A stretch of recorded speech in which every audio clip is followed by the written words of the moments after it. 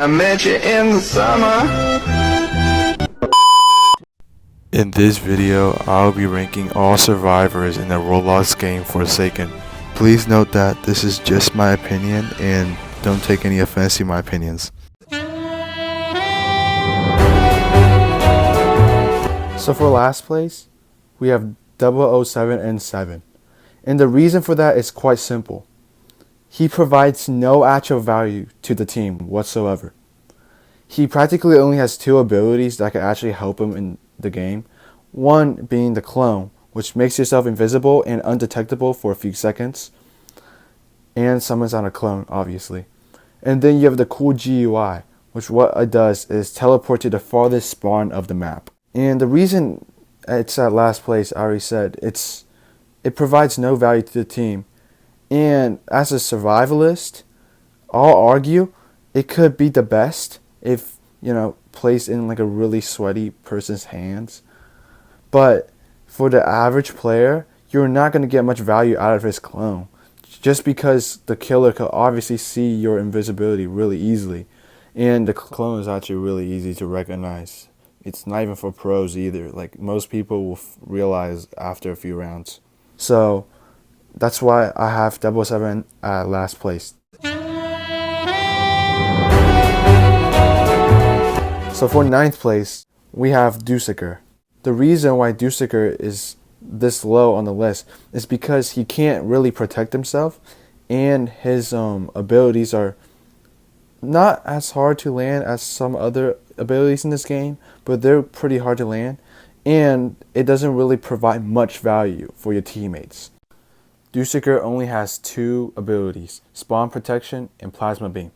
Spawn Protection, it spawns a literal protection circle around your teammate, and it lasts for a couple seconds.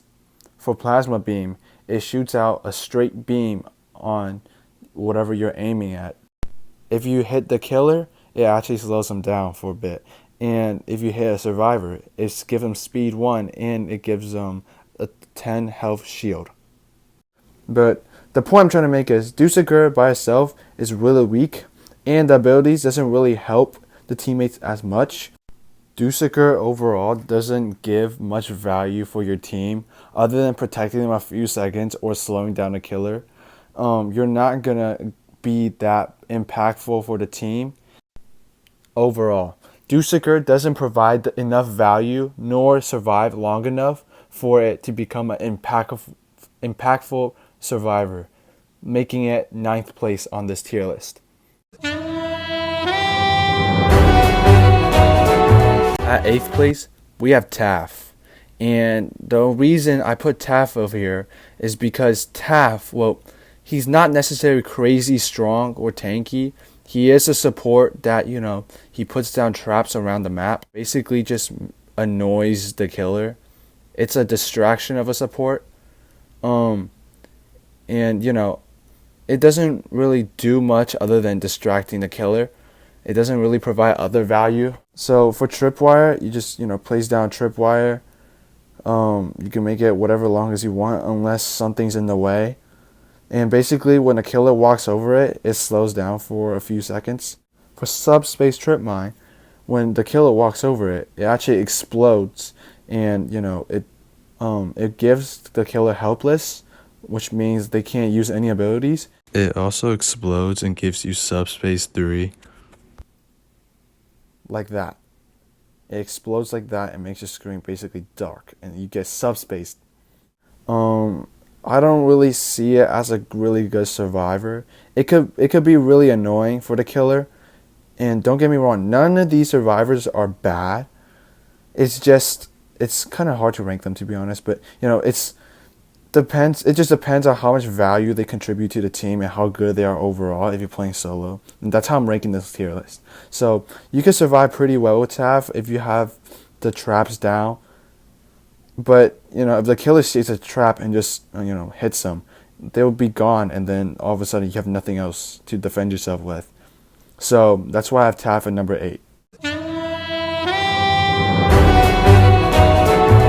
Now for 7th place, we have Chance. And, Chance is actually a really good sentinel because for the fact that you can shoot from really far away. So yeah, like you don't have to get close to the killer, and the range is really long, as you could just see there. It's really good. If you're lucky with your coin flips, obviously, but if you're not, which most of the times where people play this character, you're gonna get a lot of weakness, and you're gonna find yourself struggle because you're gonna try to get your shoot to like 3 or reroll for more health, and you see there I had max and I still only have 79 health. So it really depends on your luck. If your luck is good, this could be like a top 3 survivor, but we're talking about just average, and for most of the time you shoot once, and if you miss, or your gun explodes or just gets stuck, you're gonna be cooked. And afterwards you could keep rolling, you're flipping your coin, and if you get lucky you won't get any weakness like I just did there. But if you get unlucky and you start getting weakness, oh yeah bro, it's over for you. You're gonna get like 2-shotted by the killer if you have a lot of weakness, especially if you don't use the hat trick. Hat fix, I mean. So yeah, that's why it's number 7. But if used right and get really pretty lucky, I'll say Chance is a top 3 for sure. Now for number 6, we have Noob. And for Noob, many people is going to disagree with me here, because Noob is seen as like just another survivalist like 007, which provides no value to the team. And I get that. It doesn't really provide much value other than doing generators and surviving, which is the kind of like 007's role in a team. However, because of its abilities I'm going to go into, I'll explain why I have him mediocre, which is 6 in this tier list. So first you have a Bloxy Cola, which, it's just like the item Bloxy Cola, but it only gives you speed 1, and you drink it much faster and you don't slow down. If you're using Noob and you don't have a Bloxy Cola, you could just drink the Bloxy Cola ability and you will still go pretty fast. And then for the second ability, you have Slate Skin Potion, which all it does is quickly turn you into stone or ceramic or whatever this gray thing is. I'm pretty sure this is stone. But anyways, yep, as you just see there, you just turn myself into stone and you get a fat chunk of shield, and you slow down for quite a bunch. But afterwards, you do get speed 2, which is pretty good if the killer is just camping you out. But there's also another feature where if you drink it and you want to just get out of it early, you can actually tap on the ability and get speed 2, speed 1 for 2 seconds. And then for the last ability, which is very, very misused, is the Ghost Burger. And all it does is make you invisible and undetectable for 10 seconds. Now, I'm pretty sure this invisibility and like the potion effects are the same thing as the 007's cloning effect, but people use this so bad, and they just use it right in front of the killer. It's stupid. And they're like, this is the worst ability ever. No, it's not. You just don't know how to use it. And what you could basically do, especially for Last Man Standing, is like you could eat the Ghost Burger right before Last Man Standing, and you make yourself undetectable, so the killer don't actually see you. And if it's not Last Man Standing, a very good thing I like to do is, I'll run around and go to a corner, eat my Bloxy Ghost Burger, and then I'll just run around to the different direction, or just try to loop around and maneuver yourself with.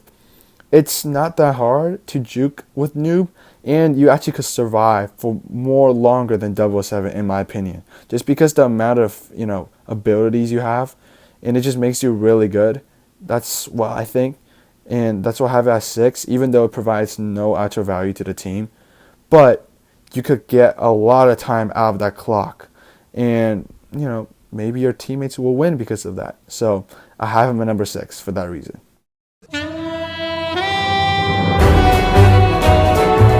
At number 5, I have Shedletsky. Shedletsky is the most used Sentinel, I believe, because it's really simple to use and it's very beginner friendly. Of course, you will see Shedletskys all over your server sometimes. Shedletsky is really good, and it provides, it's really good in team play and solo play because of its abilities, and I'm gonna explain that in depth. So basically, you have a regular slash where you slow down and you just slash the killer. Nothing really special about there. If you stun the killer, they get stunned for 4 seconds, I believe. It's just like a regular stun. There's nothing to explain about that. But it's really good because you could catch some people off guard and just, turn around, slice them. Or you could just hide in the corner. If the killer comes, you just slice them. It's really good. And, people could predict this really often, so you have to get better with it over time. Just because it's so, just because it's so simple and people can predict it so easily. So it actually takes quite an amount of skill to always land your slash. And the last ability is just fried chicken. So basically, if you take damage, you eat it, and it heals you over time. Correct me if I'm wrong, but I'm pretty sure it heals you up for 40 health. But if, the killer hits you or you take damage, the healing process stops. It has a 70 second cooldown, and you can only use it twice in a game. Now, why is Shedletsky the simplest survivor in the game, ranked number 5, which is not good, but it's still pretty decent? It's because the fact that you could heal yourself and you could stun and you have, the average health. And you can basically do everything. It's like a balance type among all of the characters. And you could play him in any situation you want. He's not map dependent. He could go against any killer perfectly fine. He could work in any type of situations. Last man standing, if you're getting chased. Or if there's you don't need a support. You don't need other sentinels. You don't need survivalists. You could just rely on yourself with your slash and fried chicken. And you could win the game pretty easily. And that is why it's 5th. I don't know if that makes any sense, but hopefully it does.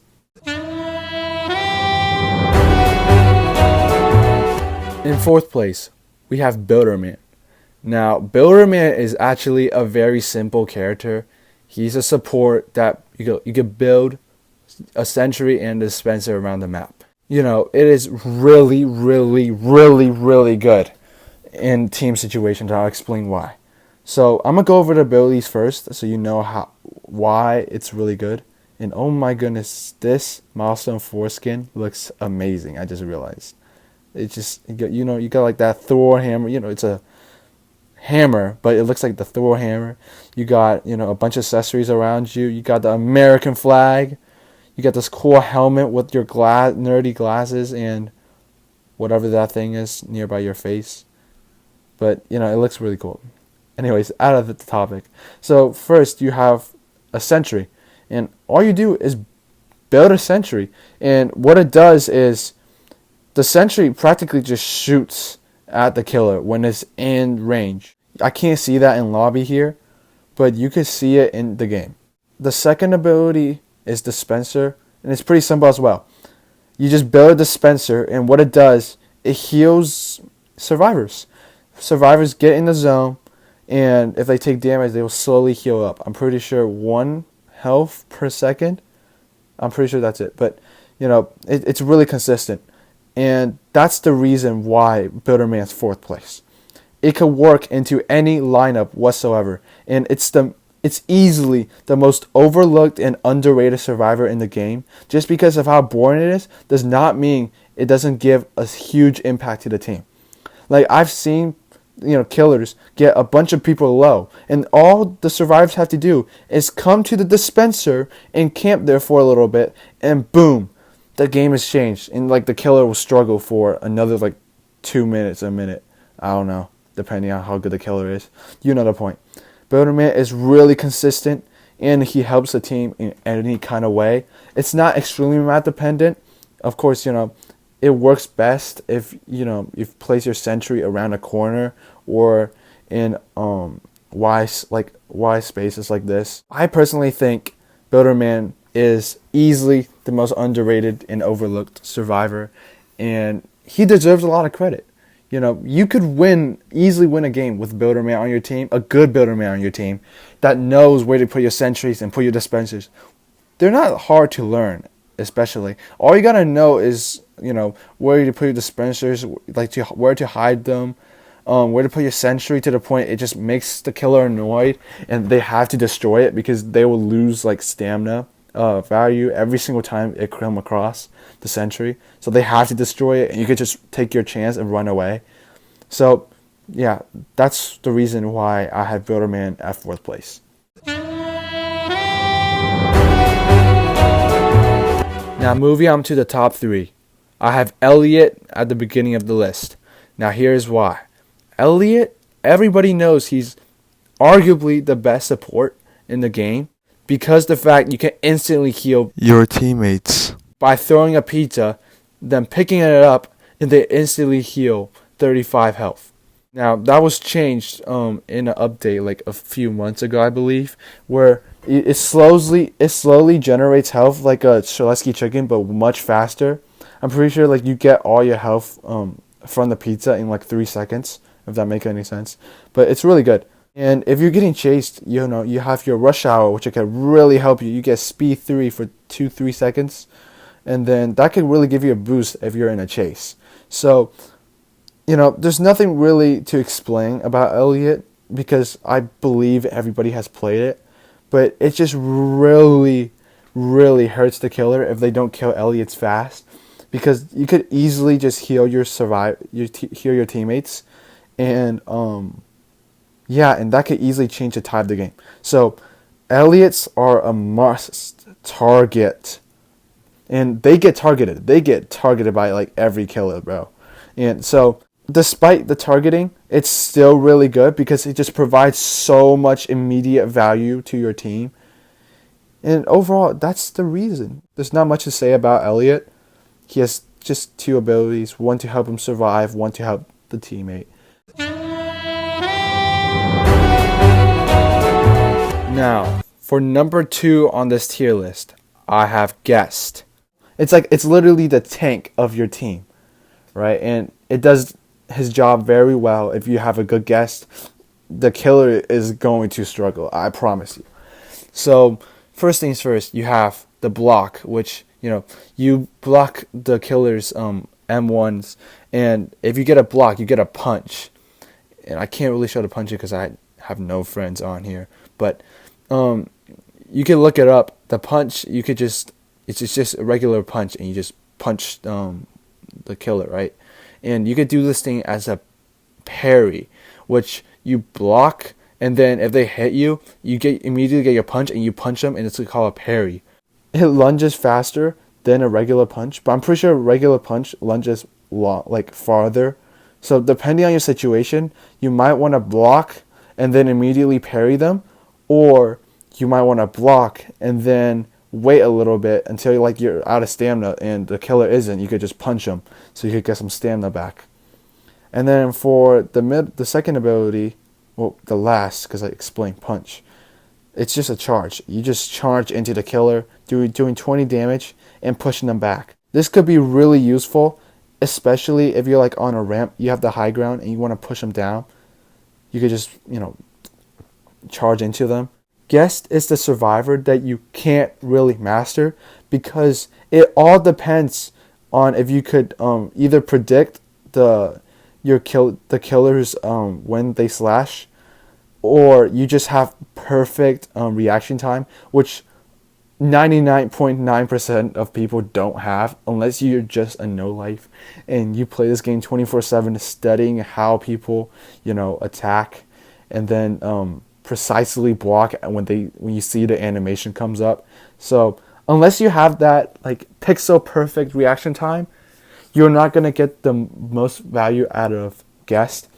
Guest is really tanky, having the most health at 115. Basically, you could survive for a really long time without anybody's help, and you're supposed to be the tank of your squad. Overall, I really think Guest is deserving number 2, if not number 1, in the best survivors tier list. Now, for the best survivor in the game 2 times. And 2 times is one ridiculous sentinel, alright? It is so annoying. And everybody who plays killer can agree with me here. It is the most annoying survivor ever just because of its backstabs. So basically, recently, they changed how 2 times stab works, and it basically kind of lunges you forward. You see that right there? It lunges you forward a little bit. Like that. And before, it was more like to the center of your body. And, they did this. I don't know if it makes 2 times better or worse. That depends on you. But I will say it made 2 times way better, because you could get behind a killer and just, give him a backstab. Way easier.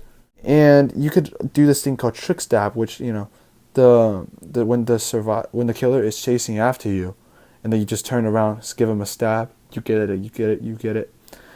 And, sometimes it's ridiculous, because you get a front stab, and it still counts as a backstab sometimes, and you just panic, like, what the heck just happened? And not to mention, it has a crouch ability that makes you invisible and undetectable for 10 seconds.